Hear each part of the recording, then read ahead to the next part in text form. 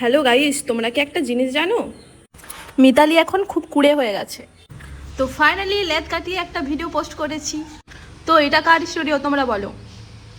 তোমরা তো বলবে না, আমি বলে দিচ্ছি, এটা হচ্ছে তীর্থদার স্টুডিও।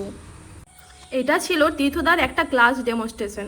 আর অনেক দিন পর ভয়েস দিচ্ছি, তো মনে হচ্ছে যেন আমার আওয়াজটা যেন আগের থেকে আরও ভারী হয়ে গেছে। তোমাদের কি মনে হয়? আগে এরকম করে বলতাম, হ্যালো গাইস, সবাই কেমন আছো? আশা করি সবাই ভালো আছো, আর আমিও খুবই ভালো আছি। যাই হোক, এবার আমরা মেন টপিকে আসি। এই যে শাড়ির পাড়গুলো দেখছো, গামছার মতো ডিজাইনটা, তো এটা তীর্থদা নিজের হাতে এটা বসিয়েছে। আর হ্যান্ডমেড যে কোনো জিনিসই এখন সবাই খুবই পছন্দ করছে।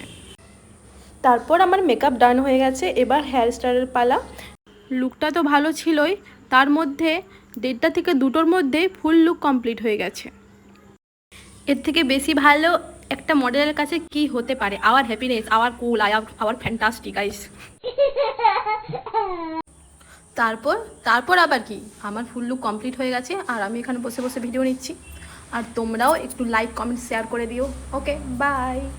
আরে দাঁড়াও, সত্যি ভয়ানক লাগছে না আমার ভয়েসটা?